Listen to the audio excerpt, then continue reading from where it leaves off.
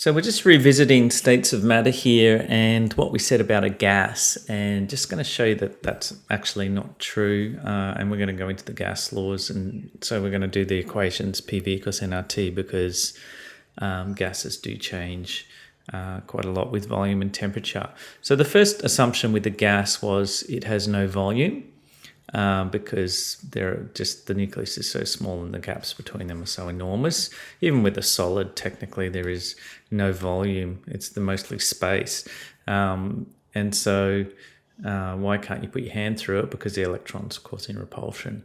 But if this is probably a good spot to put maybe at the supercooled video in there in the experiment. I might throw that in there to show that if you do actually cool the electrons down to nothing, kinetic energy close to 0 Kelvin, you'll actually find liquids could actually fall straight through a cup. And then because there's no other kinetic energies, they actually drift up and over cups as well. So I'll put that video there in the website. The other assumption, none of these are true, of course, is that because the gaps are so large, there is absolutely no forces of attraction. So when they this one here. So when they hit the walls or hit each other, they just bounce off them with no attraction at all.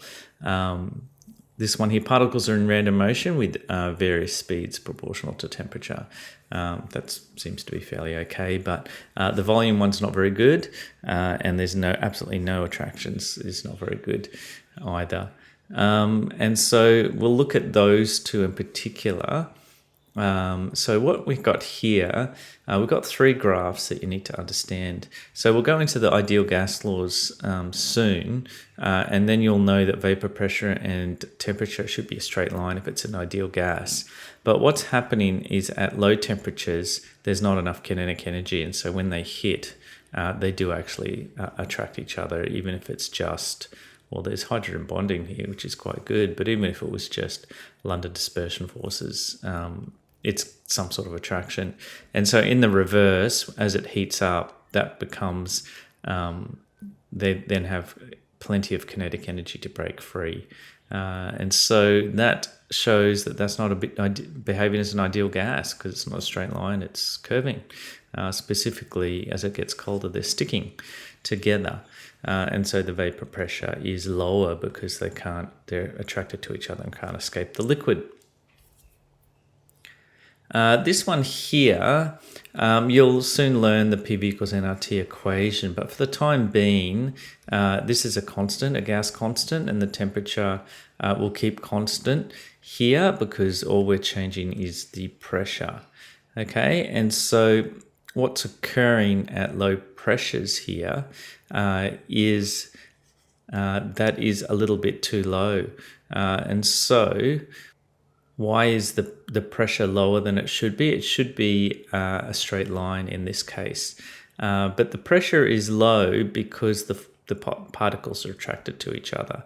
And if they're attracted to each other and sticking to each other, they're not hitting the walls of the container. And so the lower pressure means that this value is lower than 1. So there are attractive forces between the particles. They do not collide with the container, and the pressure of the gas is decreased. So it should be a straight line, and it's not because they're sticking together at low pressures. Now, at high pressures, it's completely different. It's going above the line because at high pressures, theoretically, you're squishing this into nothing. But as you know, these convert to liquids, which is an absolute violation of the ideal gas law. They can never become liquids, which shows they do actually have a volume. And so this one's increasing when you try and squish it at high pressures. So it violates that as well. And it's still not a straight line.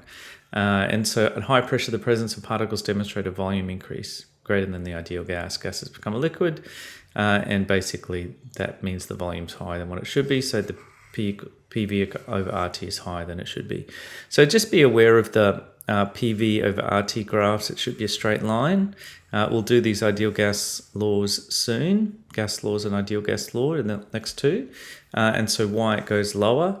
Because of increased stickiness between intermolecular forces between particles. So it's not putting pressure on the container, so that's lowered. And when it's too high, it's not actually going into nothing. There is actually volume, so this one's too high, so it's greater than 1.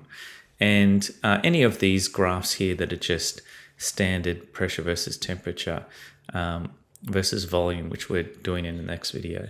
So they all prove that the ideal gas laws are assumptions that can be broken.